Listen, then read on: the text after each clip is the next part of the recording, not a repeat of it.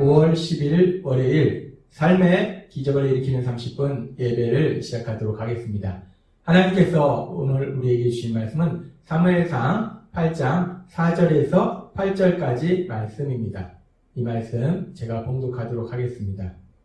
이스라엘 모든 장로가 모여 라마에 있는 사무엘에게로 나아가서 그에게 이르되 보소서 당신은 늙고 당신의 아들들은 당신의 행위를 따르지 아니하니 모든 나라와 같이 우리에게 왕을 세워 우리를 다스리게 하소서 한지라. 우리에게 왕을 주어 우리를 다스리게 하라 했을 때에 사무엘이 그것을 기뻐하지 아니하여 여호와께 기도하매 여호와께서 사무엘에게 이르시되 백성이 내게 한 말을 다 들으라. 이는 그들이 너를 버림이 아니요 나를 버려 자기들의 왕이 되지 못하게 함이니라. 내가 그들을 애굽에서 인도해낸 날부터 오늘까지 그들이 모든 행사로 나를 버리고 다른 신들을 섬김같이 내게도 그리 하는도다. 아멘. 오늘도 이 시간 하나님께서 우리에게 주신 말씀을 듣기 전에 잠시 기도하는 시간 갖도록 하겠습니다. 하나님 아버지 감사합니다. 오늘도 저희들을 사랑하셔서 우리 하나님 아버지 만날 수 있는 이 예배의 자리로 인도해 주시니 감사합니다. 아버지 하나님, 오늘도 이 시간 저희를 사랑하신 하나님 말씀하실 때 그 말씀을 통해서 연약하고 어리석고 미련하고 무능한 저희를 사랑하시는 그 하나님의 놀라우신 사랑을 다시 한번 기억하게 하시고 그 사랑을 믿음으로 담대하게 이 세상을 살아가는 저희가 될 수 있도록 은혜 베풀어 주옵소서. 예수님의 이름으로 감사하며 기도드리옵나이다. 아멘. 오늘 우리가 읽은 말씀에서 보면은 이스라엘의 장로들이 사무엘이 이제 나이가 들어서 늙었을 때 이스라엘 장로들이 사무엘에게 나아가서 사무엘에게 자신들을 다스릴 왕을 세워달라라고 요구합니다. 그렇게 이스라엘 장로들이 요구할 때 사무엘의 반응에 대해서 성경은 말씀하고 있습니다. 사무엘상 8장 5절과 6절은 이렇게 말씀합니다. 그에게 이르되 보소서 당신은 늙고 당신의 아들들은 당신의 행위를 따르지 아니하니 모든 나라와 같이 우리에게 왕을 세워 우리를 다스리게 하소서 한지라. 우리에게 왕을 주어 우리를 다스리게 하라 했을 때에 사무엘이 그것을 기뻐하지 아니하여 여호와께 기도하네. 이 8장 6절에 보면은 사무엘이 그것을 기뻐하지 아니하여 라고 말씀하고 있습니다. 사무엘이 무엇을 기뻐하지 않았는가? 이스라엘 장로들이, 이스라엘의 지도자들이 우리에게 왕을 세워달라, 모든 나라와 같이 우리에게 왕을 세워달라라는 이 말이 사무엘에게 기쁨이 되지 못했어요. 사무엘을 슬프게 만들었습니다. 사무엘이 무엇 때문에 기쁘지 못했는가? 하나님께서 지난주 금요일에도 우리에게 말씀하셨지만 우리가 사무엘이 기뻐하지 못하는 이유에 대해서 크게 세 가지를 생각해 볼 수 있었습니다. 첫 번째는 사무엘의 평생을 하나님을 사랑하고 그래서 하나님의 말씀에 순종해서 하나님이 사랑하는 그 이스라엘 백성들이 하나님 곁으로 더 가까이 나와서 하나님이 주신 그 복을 누리도록 인도하는 그런 사역을 감당했는데 평생을 그 이스라엘 백성을 사랑하는 사역을 감당했는데 이제 나이가 들어서 이제 사무엘이 나이가 들었을 때 그 이스라엘 장로들이 그런 사무엘 대신해서 왕을 세워달라라고 하는 부분에 대해서 사무엘은 배신감을 느꼈을 거예요. 그래서 사무엘이 허무하고 슬펐습니다. 평생을 그 이스라엘 백성을 사랑하는 삶을 살았는데 어떻게 보면 버림받은 거예요. 뿐만 아니라 사무엘이 슬픈 이유는 그렇게 이스라엘 백성이 왕을 요구하는 그 이유 중에 하나가 표면적인 이유가 사무엘의 아들들이 사무엘처럼 믿음의 삶을 살지 않고 하나님을 온전히 믿지 않기에 악을 행하는 삶을 살더라는 겁니다. 자신의 사랑하는 아들들이 하나님을 믿지 않는 그 모습이 사무엘에게 큰 슬픔이 되었을 것이고 또 하나 세 번째로 사무엘이 슬퍼한 이유는 평생을 그렇게 이스라엘 백성들을 하나님 곁으로 더 가까이 나아가도록 인도해서 그들이 변화되도록 하는 그런 일들을 감당하려고 했는데 이스라엘 백성들이 전혀 변화되지 않더라는 거예요. 여전히 세상적인 방법으로 세상적인 생각으로 지금 오늘 우리가 읽은 말씀처럼 하나님을 왕으로 생각하지 않고 하나님을 따르지 않는 그런 삶을 살더라는 겁니다. 그렇기 때문에 사무엘이 기뻐할 수 없었다는 거예요. 그러면서 오늘 이 시간은 사무엘이 그렇게 기뻐하지 못하는 그런 크게 보면 세 가지 이유를 생각해 보면서 이 사무엘의 사역에 대해서 한번 생각해 봤습니다. 사무엘, 하나님께서 부르신 하나님의 종 사무엘. 사무엘이 하나님께서 맡기신 사역이 무엇일까? 사무엘의 사역 중에서 가장 중요한 것이 무엇일까? 사무엘의 사역은 결국은 이스라엘 백성들을, 사람들을 하나님 곁으로 더 가까이 인도하고 그래서 하나님 말씀대로 살도록 그렇게 변화되도록 인도하는 것이 사무엘의 사역이에요.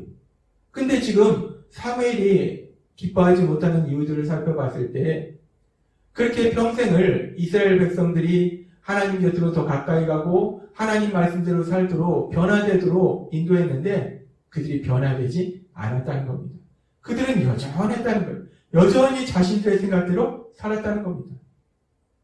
사무엘이 평생을 그들 위해 사역했지만 사역의 결과가 없었다는 거예요. 뿐만 아니라 이스라엘 백성뿐만 아니라 더 슬픈 것은 사무엘의 자녀들조차도 두 아들들조차도 이들의 삶을 보면은 사무엘상 8장 3절의 말씀처럼 그의 아들들이 자기 아버지의 행위를 따르지 아니하고 이익을 따라 뇌물을 받고 판결을 굽게 아니라 이들이 자신들의 이익을 위해서 뇌물을 받고 판결을 공평하게 하지 않고 이 자신의 아들들조차도 하나님을 온전히 믿지 않고 악을 행하는 삶을 살고 있더라는 거예요. 이 사무엘의 삶을 보면은 지난주에도 살펴봤지만 사무엘상 12장 3절은 이렇게 말씀합니다. 내가 여기 있나니 여호와 앞과 그의 기름 부음을 받은 자 앞에서 내게 대하여 질문하라. 내가 누구의 소를 빼앗았느냐? 누구의 나귀를 빼앗았느냐? 누구를 속였느냐? 누구를 압제하였느냐? 내 눈을 흐리게 하는 뇌물을 누구의 손에서 받았느냐? 그리하였으면 내가 그것을 너희에게 갚으리라 하니. 이 사무엘의 삶은 하나님을 사랑했고 하나님의 사랑으로 이스라엘 백성들을 사랑했기 때문에 그가 사역하는 동안에 그 어떤 거 하나에도 자신의 유익을 구하는 그런 삶을 살지 않았다는 거예요. 그 삶을 통해서 사무엘은 하나님의 말씀을 전할 뿐만 아니라 자신의 삶을 통해서 믿음의 사람으로서 아름다운 본을 보여줬다는 거예요. 이 사무엘은 그렇게 삶을 통해서도 아름다운 믿음의 삶의 본을 보여줬는데 그런데 문제는 사무엘이 사역한 사역의 결과는 참으로 비참했다는 거예요. 사역의 결과는 열매가 없었다는 겁니다. 이스라엘 백성도 온전히 하나님을 믿지 않고 변화되지 않고 더 나아가서 자신의 사랑하는 아들들조차도 하나님을 온전히 믿지 않고 변화되지 않고 그래서 악을 행하는 삶을 살고 이 사무엘이 하나님을 사랑해서 하나님의 말씀에 순종해서 평생을 하나님께서 하라 하신 그 일을 감당했는데 그 사역을 감당했는데 막상 나이가 들어서 보니까 그 사역의 결과는 사역의 열매는 없었다는 것입니다.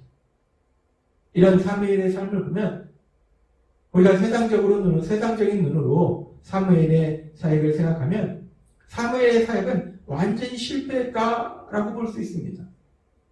근데 성경에 보면은 하나님께서 귀하게 여기시는 믿음의 사람들, 하나님의 종, 선지자들, 하나님께서 주신 사역을 감당할 때 이 사무엘처럼 그 사역의 결과가, 사역의 열매가 현실적으로 아무것도 없는 경우들이 꽤 있습니다.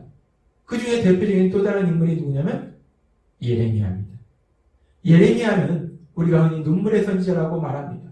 정말 하나님을 사랑했고 이스라엘 백성을 사랑했기 때문에 눈물을 흘리면서 그 이스라엘 백성들을 위해서 하나님의 말씀을 계속해서 선포했어요. 하나님의 말씀을 전했어요. 근데 그 이스라엘 백성들은 결국 그 하나님의 말씀을 듣지 않고 계속해서 악을 행하는 삶을 삶으로 인해서 바벨론에게 멸망당하는 아주 극심한 고통을 당합니다. 그렇게 봤을 때 예레미야의 사역은 어땠는가? 평생을 정말 하나님 말씀에 순종해서 열심히 하나님께서 하라하신 그 사역을 감당했지만 이스라엘 백성이 변하지 않았다는 거예요. 결국 멸망당했다는 겁니다. 세상적인 눈으로 봤을 때는 예레미야의 사역도 열매가 없습니다. 결과가 없어요. 그렇다면 우리가 생각할 때 이 사무엘의 사역이 실패한 것일까? 예레미야의 사역이 실패한 것일까? 아무런 세상적으로 볼 때 열매가 없다는 겁니다. 결과가 없다는 겁니다. 그런데 하나님신 예수님께서 이 땅에 오셨을 때 마태복음 25장에서 달란트 비유를 통해서 이 부분에 대한 우리에게 분명한 답을 말씀해 주십니다. 달란트 비유에 보면은 어떤 사람이 타국에 가면서 그 종들에게 어떤 종에게는 5달란트를 맡기고 어떤 종에게는 2달란트를 맡기고 어떤 종에게는 1달란트를 맡기고 타국에 떠납니다. 그래서 타국에 갔다가 오랜 시간이 된 후에 다시 돌아옵니다. 그래서 이제 종들과 자신이 맡긴 일에 대해서 결산할 때 이 5달란트 받았던 종과 2달란트 받았던 종이 각각 이렇게 말합니다. 마태복음 25장 20절과 말씀. 5달란트 받았던 자는 5달란트를 더 가지고 와서 이르되 주인이여 내게 5달란트를 주셨는데 보소서 내가 또 5달란트를 남겼나이다. 이 5달란트 받았던 사람은 5달란트의 이익을 남겼어요. 이제 2달란트 받았던 사람이 말합니다. 2달란트 받았던 자도 와서 이르되 주인이여 내게 2달란트를 주셨는데 보소서 내가 2달란트를 남겼나이다. 5달란트를 남긴 종이 있고 2달란트의 이익을 남긴 종이 있어요. 각각 그 한 일에 대한 결과가 다릅니다. 어떤 사람은 5달란트의 이익을 남겼고 어떤 사람은 2달란트의 이익을 남겼어요. 그렇게 각각 그 한 일의 결과가 다른데 그 주인이 그 5달란트 남긴 종, 2달란트 남긴 종에게 어떻게 말하고 있는가? 성경은 이렇게 말씀합니다. 마태복음 25장 21절 말씀. 그 주인이 이르되 잘하였도다 착하고 충성된 종아 내가 적은 일에 충성하였음에 내가 많은 것을 내게 맡기리니 내 주인의 즐거움에 참여할지어다 하고 5달란트의 이익을 남긴 종에게 주인이 얘기합니다. 잘했다 착하고 충성된 종아 네가 적은 일에 충성했으니까 이제 내 주인의 즐거움에 참여해라 라고 아주 칭찬해 줍니다. 그리고 이번에는 2달란트의 이익을 남긴 사람 5달란트보다 훨씬 적은 2달란트의 이익을 남긴 그 종에게 뭐라고 말씀하십니까? 마태복음 25장 23절은 이렇게 말씀합니다.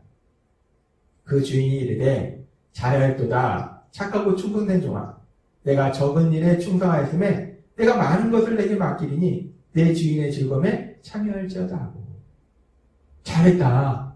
너가 이 작은 일에 충성했으니까 앞으로 이 주인의 즐거움에 함께 참여하자. 잘했다. 라고 착하고 충성된 종아 칭찬합니다. 근데 이 칭찬을 보면은 5달란트를 이익을 남긴 종이나 2달란트 이익을 남긴 종이나 주인이 하는 말이 똑같다는 거예요. 똑같이 칭찬하더라는 겁니다. 착하고 충성된 종아 내가 적은 일에 충성하였으니 이제 내 즐거움에 주인의 즐거움에 참여하라고 똑같이 칭찬하더라는 겁니다. 5달란트 이익을 남겼느냐 2달란트 이익을 남겼느냐 세상적인 눈에서 볼 때는 분명히 결과가 다른데 근데 주인은 말씀할 때 5달란트를 남겼던 2달란트를 남겼던 똑같이 착하고 충성된 종아라고 말씀한다는 거예요. 주인은 그 이익의 크기에 상관하지 않고 결과에 상관하지 않고 그들이 순종한 것 착하고 충성됐다는 것은 맡긴 일을 열심히 성실하게 했다는 거예요. 순종했다는 겁니다. 주인은 그 결과가 얼마가 되느냐를 본 것이 아니라 단지 주인이 맡긴 그 일에 순종했느냐, 성실하게 그 일을 감당했느냐, 충성했느냐, 그것을 보고 칭찬하더라는 겁니다. 그런데 이 달란트 비유는 단순히 주인과 종과의 관계가 아니라 이 달란트 비유는 결국 하나님과 우리와의 관계에 대해서 말씀하시는 거예요.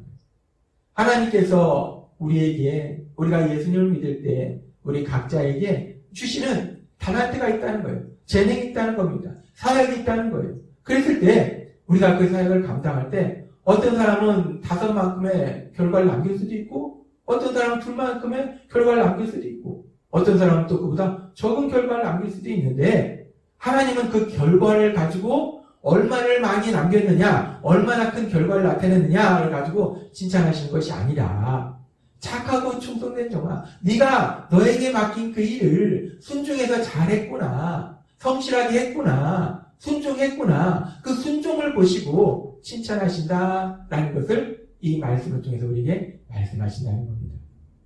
그렇습니다. 우리가 믿는 하나님은 우리가 하나님께서 주신 일을 감당할 때 그 일의 결과가 얼마나 좋은 결과가 나왔느냐 큰 결과가 나왔느냐를 보시는 것이 아니고 우리가 하나님이 맡기신 일에 하나님의 말씀에 순종했느냐? 하나님이 하라고 하신 그 일을 성실하게 감당했느냐? 그 결과가 얼마가 나오든 그 결과에 상관없이 우리가 순종하는 그 모습, 성실하게 하나님이 맡기신 그 일을 감당하는 그 모습을 보시고 하나님 우리에게 칭찬하신다는 겁니다. 그렇게 봤을 때 오늘 우리가 살펴본 사무엘의 사역이나 예레미야의 사역이나 현실적인 어떤 사역의 결과나 열매는 없다고도 볼 수 있어요. 그러나 그들은 평생을 그렇게 아무 열매도 없음에도 불구하고 사실 열매가 없을 때, 결과가 없을 때 사역하기가 더 힘듭니다. 그럼에도 불구하고 하나님의 말씀에 순종했다는 거예요. 끝까지 하나님의 말씀에 순종해서 하나님이 맡기신 일들을 감당했다는 겁니다. 그렇기 때문에 사무엘이나 예레미야는 현실적인 눈으로 봤을 때는 사역에 실패했을지 몰라도 하나님의 눈에는 여전히 착하고 충성된 종이라는 겁니다. 하나님은 오늘 말씀을 통해서 우리에게 다시 한번 기억하게 하십니다. 우리가 예수님을 믿을 때 하나님께서는 우리에게 각자에게 맡기신 일들이 있어요. 우리에게 주신 재능이 있고 우리가 하는 일들이 있고 우리가 세상 속에서 하나님이 하라고 하신 일들을 감당할 때 목회자는 목회자로서의 일이 있고 우리 성도님들은 성도님들의 일이 있고 각각의 일들이 있다는 겁니다. 하나님이 맡기신 사역이 있다는 거예요. 그 사역들을 감당할 때 때로는 우리가 정말 하나님 말씀에 순종함을 인해서 또 좋은 결과들을 나타낼 수 있지만 때로는 그 결과가 없을 수도 있다는 겁니다. 그럼에도 불구하고 하나님은 그 결과를 보시고 우리를 평가하시는 것이 아니라 우리가 하나님의 말씀에 순종하는 것, 하나님이 맡기신 그 일을 성실하게 감당하는 것, 충성된 그 모습을 보시고 우리를 착하고 충성된 종이다라고 칭찬하신다는 겁니다. 세상은 그렇지 않습니다. 세상은 결과를 봅니다. 그러나 우리 하나님은 결과를 보시는 것이 아니라 우리가 하나님의 말씀에 순종하는 그 마음을 보시고 우리를 칭찬하시는 하나님. 오늘도 그런 하나님의 그 놀라우신 사랑이 우리와 함께하고 있음에 우리가 날마다의 삶 속에서 하나님이 주신 그 일들을 성령님의 인도하심과 도우심으로 기도를 통해서 성실하게 감당함으로 인해서 정말 우리 하나님께 착하고 충성된 종이다라고 칭찬받을 수 있는 귀한 여러분이 되시길 주님의 이름으로 축원합니다. 기도하겠습니다. 하나님 아버지 감사합니다. 오늘도 주신 말씀처럼 우리가 믿는 하나님은 결과를 보시는 것이 아니라 우리의 순종의 마음을 보신다 말씀하셨습니다. 하나님께서 우리에게 말씀하실 때 우리 안에 계신 성령님의 인도하심과 도우심으로 그 말씀에 순종케 하시고 하나님이 하라고 하신 그 일들을 성실하게 감당함으로 인해서 우리 하나님 아버지로부터 착하고 충성된 종이라는 칭찬을 받을 수 있는 귀한 삶을 살아가는 저희 모두가 될 수 있도록 은혜 베풀어 주옵소서. 예수님의 이름으로 감사하며 기도드립니다. 아멘. 이 시간도 하나님께서 우리에게 주신 말씀을 묵상하면서 조용히 기도하는 시간 갖도록 하겠습니다.